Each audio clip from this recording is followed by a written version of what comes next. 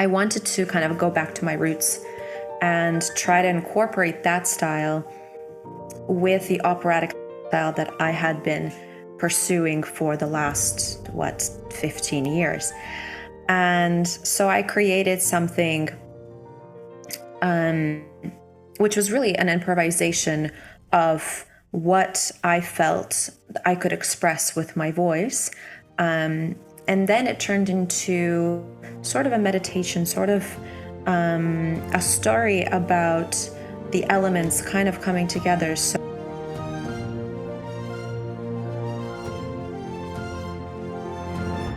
Well, it's great to talk to you, Ekaterina. And I saw this. Well, I heard this wonderful music that you did on Instagram, and this is where I discovered you. So I would love to talk about that. It's about yes, your Earth absolutely. Melodies. Right, yeah. So yeah, tell me, where did you, or how did this develop? This, because are you a trained opera singer? Yes. I have a bachelor's and master's degree in opera performance, Mhm. and I graduated around 4 years ago. So since then, I've been kind of doing Okay. my own thing. So where did you study? I studied at the conservatory in Toronto. So I did my pedagogy degree in piano, piano performance and piano pedagogy. And I've been studying singing since I was 3 years old. So I've been studying privately and as well as in institutions, my goodness, since the small age of 6, I guess. Wow. And when I was 18, I moved from Toronto, or close to Toronto, a city called Hamilton, to Milan. And I started my studies there at the Conservatory of Milan, Giuseppe Verdi. And I did my bachelor's there. And then I decided to continue and I did my master's right after. Wow. And I graduated, let's say, around 3.5 years ago, almost 4 years ago. And ever since What a then, I've been kind long, of doing my own thing. yeah, but what a long journey that was. Because when you say you started singing at 3, do you come from a musical family? What was the inspiration for you, or who discovered your voice then? Well, it was a combination of a few people, let's say. So my uncle, he used to write jingles for the radio, and so he would always pick up the guitar and sing at all our family events that we used to have back in Russia, and I used to sing along. As well as I was very, very lucky to go to a kindergarten class where we had a musical instructor who I guess heard that I had a good ear, and so during the nap times of other children, she would take me away from my nap time and Okay. give me private lessons to kind of develop the ear and the voice and everything. So my family, my parents are actually engineers, so they're Wow. not very musical, but they love music. My father plays the accordion and my mother knows how to sing, but of profession, my whole family are either doctors or engineers. So I was kind of Nice. the dark horse of the family, and an unexpected turn. And but my family has always been huge passionate for music, so I grew up with music always playing in the background. In fact, any home video that we would have watching back, every single home video has some kind of music playing in the background, so it was just always Mhm. around. So you had this, and also you say you have the support. You had the support of your parents. So of course they must have then also encouraged you to do lessons and things like that in music. Absolutely. Yes. So my parents were always my number one fans and my number one supporters, and they were the ones that really helped me kind of discover my love for music, and they pushed me to study. And as a child, I mean, I loved to sing, so that was never forced or kind of Yeah. I was never made to do it. But for example, I didn't like to play the piano up until I was maybe 13, 14, but I started when I was 6. But I'm very thankful that I was sort of kind of made to study piano because it helped me so much in all my music that I write and perform now. So I'm really grateful for my parents' involvement in that. So. Yeah, I think sometimes as parents, you have this feeling that you have to encourage and motivate to get your child to do to carry on. I remember my son wanted to quit ballet, and I had to sort of push him a little to carry on. And now he's a professional Mm-hmm. ballet dancer. So you sort of know as a parent at a young age, Incredible. that you have to do that. So great that they did Mm-hmm. that for you. But now, so Yes. yeah, Yes. so it's the opera singing was. When did you decide that this was what you wanted to do? So I used to listen to a variety of music since I was a child, opera included. So my father was, and still is, a big passion, has a big passion for opera and classical music. So I grew up with it. I knew what it was, but I believe it was around the age of 10 when I was in the children's choir. And the director, Zinfira Polos, she pulled my parents aside and she told them that it would probably be best for me to continue with a solo career and to try myself in opera because my voice would always stick out because of the resonance point being so close here, which is something that's super important with opera because you need to have a lot of sound in order to pierce through the orchestra and get all the way to the back row, right? So it was around 10 years old where I started to kind of take it more seriously. And from then on, it just kind of became something that I did and I liked it very much. But the thing is that I've always liked all types of music and all genres of music. So I try to always incorporate everything into my studies and not just focus solely on opera. But yeah, so. Well, the studying of or opera studying or singing it's a long career, a long journey. It's a long studying process. Yes. But you said then you went to Italy to continue your studies, so you had to leave home to do that. Was that difficult? Yes. Really? Yes, it was. I will be honest. I believe the first year that I moved to Milan was one of my most difficult years, just because I did study the language before I came to Italy, but it's different when you're studying a language back home in the comfort of your own house or with a teacher who lets you speak in English if you forget a word.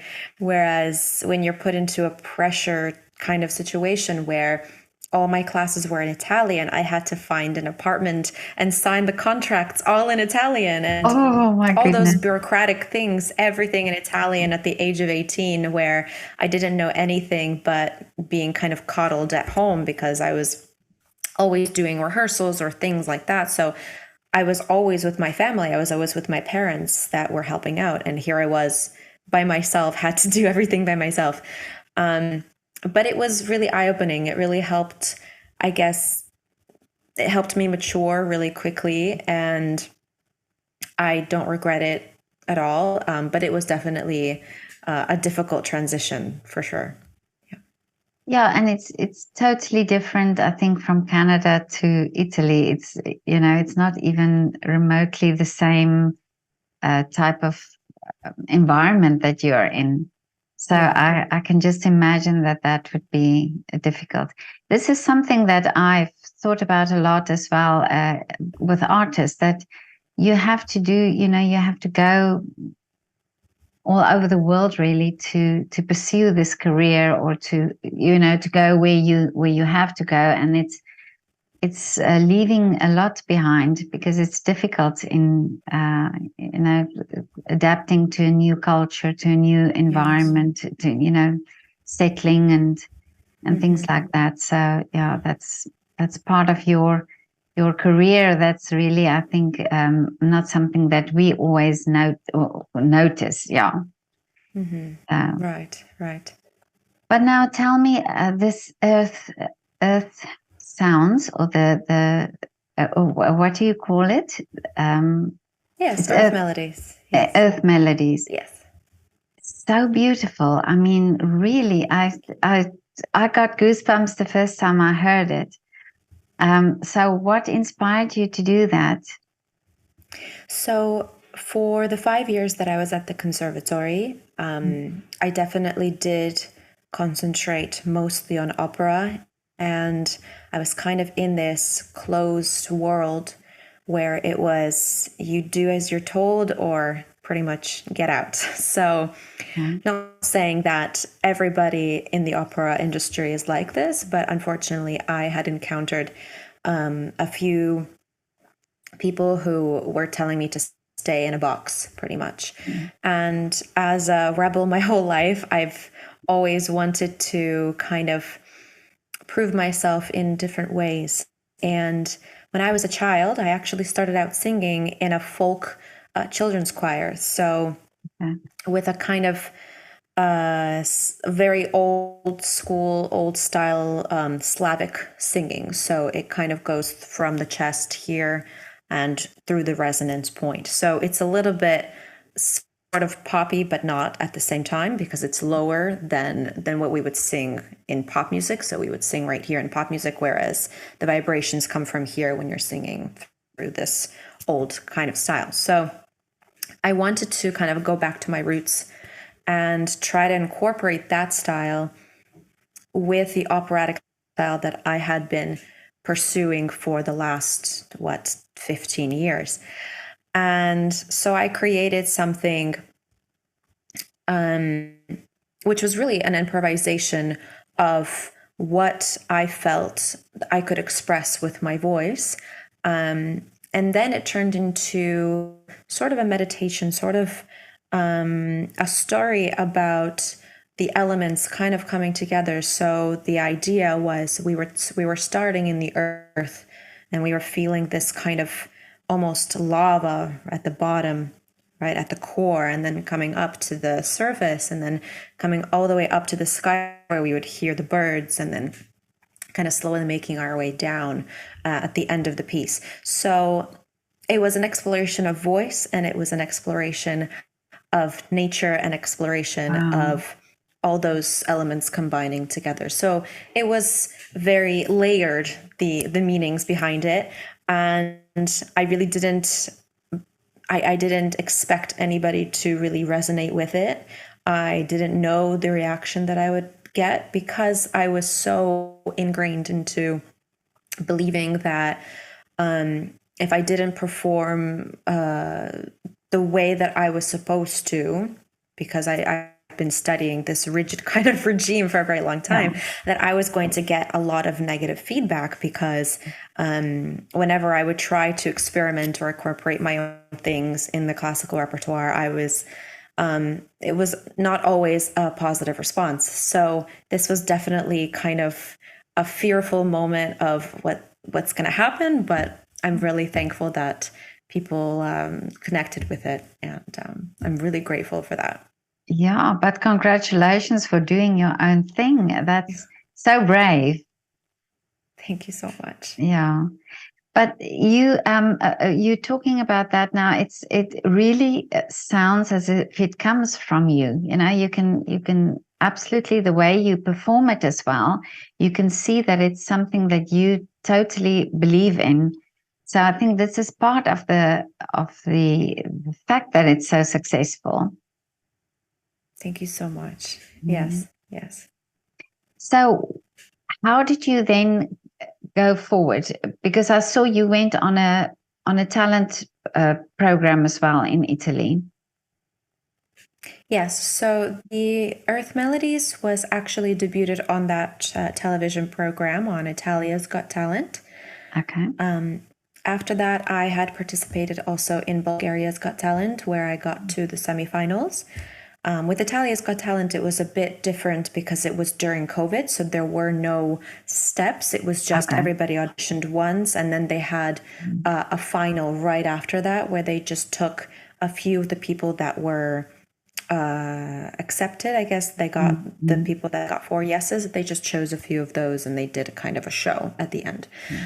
So unfortunately, I did not make the cut for the final of that season. But then I participated in Bulgaria's Got Talent, which is also a load of fun because I presented another original of mine, which is called Awakening. And for the semifinal, I actually did a mix of an opera aria from Lakme, and I mixed it with a folk song that I used to sing when I was when I was a young child with my mom around the campfire. So it meant a lot to me because it was kind of those two things incorporated. I was also terrified about the backlash that I might get from the opera community, but thankfully I didn't. Or if I did, I don't know about it. Oh, okay. But yeah. But what do But you care anyway? Because it's so beautiful. exactly. Yeah. So But, so I yeah. participated in those two shows, yes. Now, and so what came from there? Is this now recorded? Is there somewhere, that we can hear it or download it? Because it's so beautiful. Thank you. Earth Melodies as well as Awakening are on all musical platforms. So you can stream them or even buy them from Bandcamp or iTunes as well. Until the Sun Rises, which is what I had named the medley of the opera aria and the folk song. It's in production right now, so it's just being mixed and mastered. And unfortunately, with this kind of repertoire, because it's so all over the place, it's really hard to mix and to master in a way that, let's say, I'm content with it and it sounds what I would like it to sound like. 'Cause it's a bit complicated. So it's in the process, but it's already been recorded. So hopefully it will also be released soon. Wow, this is amazing that that you've found your niche or your way. That's and that it's something that you love and that has meaning to you. Yes, yes. I'm very grateful for the show and for just being able to do something that I'm passionate about. And the most important thing is to be able to touch other people with something that is important to me, and that's why I do it. So. Well, you've got the training now, so you know what you're doing. I mean, you know how to use your voice. Do you think this is also important for somebody to go through that route, do the classical training, and then do your own thing? Because then you know what you are capable of. Well, I do believe that everybody has their own journey, especially with music. It's never cookie cutter shaped. Everything is different for everybody. But just as I believe it would be the same with dancing, I do believe that with singing, it's the same thing. I took ballet for 5 years, and then I moved on to the genres that I preferred more. But I believe my background in ballet really helped me kind of move on and be able to dance the genres that I liked. So I think it's the same in singing. I think the more you develop, because what happens with classical singing is that, in classical training, is that you learn how to use your voice without damaging it. And I think that's the most important thing, because a lot of the time, very often, I've been to a laryngologist many times in my life, and I've heard horror stories of singers coming in with nodules, with just destroyed vocal cords because they are not using it correctly. And I think that in the classical training, the most important thing that we look at is how to not damage your vocal cords and how to continue to sing up until you're 80, 90 years old, hopefully.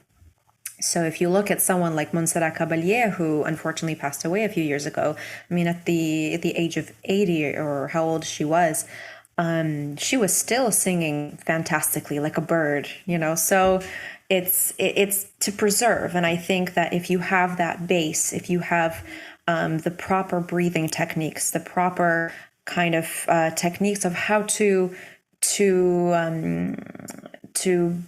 oh gosh, to resonate the sound properly, right? So you're not using the muscles, you're using all the proper equipment. And I think that definitely helps in the long run. So I do think even a small study in the classical kind of regime is always helpful to everybody.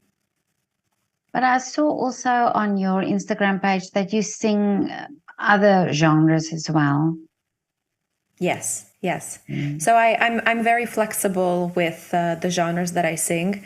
I've always, like I said, I grew up listening to pretty much every genre under the sun, and I've always hated limiting myself to one particular genre, and I've always wanted to try myself out in everything that I can, because life is so short. I just want to do everything as much as I can.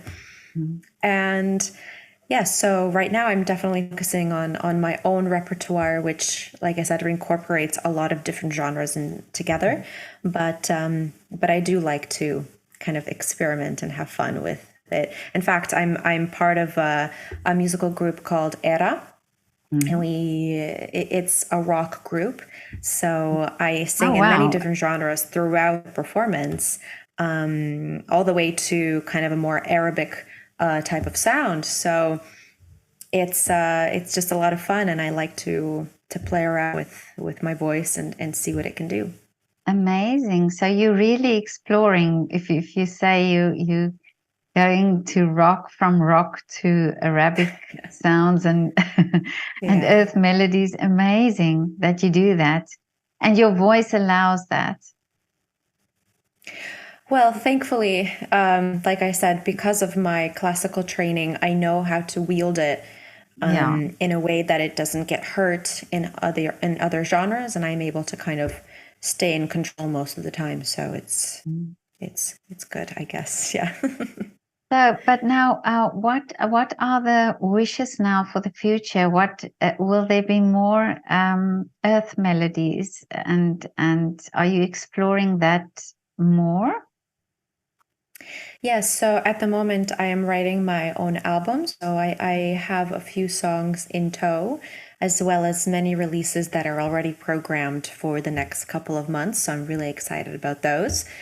And I guess the idea is to create things that that can be brought out into the world with a positive outlook, that can maybe help people, can heal people. And I think the most beautiful thing that we have as musicians is being able to transmit these emotions and these feelings to others in the form of melody, in the form of words, in the form of whatever it is that you're using in your music the most. And so my biggest goal is to just do that. Well, wonderful that you think of that, that because this is true that music has a healing, well, art has a healing aspects to it. But I'm just wondering now about the when we talk about the Earth Melodies, how do you write? Because you need musicians as well to do the music or to play the music. Right.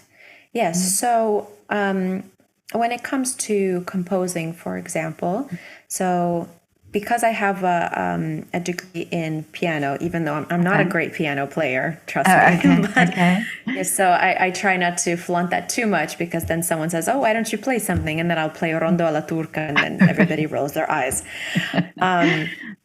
But because I guess comfortable with the piano, I can compose my own music and the kind of backtracks for it. When it comes to orchestrations or arrangements, of course, I have a wonderful team of people that help me out, from someone like Flavio Cucurulo, who has actually helped me with Awakening. We co-composed that song, as well as Conjuring Storms. as well as Until the Sun Rises. So he helps me a lot with the arrangements. And we actually have a few songs on all musical platforms that are composed by him where I'm featured. So if anybody's interested, they're gorgeous. And or another one of my arrangers is Panos Topalidis, who is from Greece, and he also helps me out with a few tracks. So I have a fantastic, incredible group of people who help me out and, well, not help me out, who work with me. I don't want to say it like that. And it's just, I'm very, very blessed because they are incredible, and I'm just a little speck of dust in what is then created. Yeah, I'm So, sure you're all fantastic. such a great team, because it's, you know, coming together like that and producing something so wonderful. Yes. It's great that you have this team with you. Yes. But Yes. yeah, Ekaterina, it was so lovely talking to you. I love this music, absolutely. I'm so great. I'm so happy that I discovered you on Instagram, really, and that I heard it. So I'm going to put the links also in the description of the video so that people want to download it or to listen to it, because it's really something extraordinary. Thank you so much. Thank you. Well, have a lovely afternoon, and all the best with all the music that will still come out of you. And I wish you much success with these albums that you are putting out. Thank you so much. Okay. Thank you. Okay, Ekaterina. Thank you. It was a pleasure talking to you. Bye. It was lovely talking to you. Bye.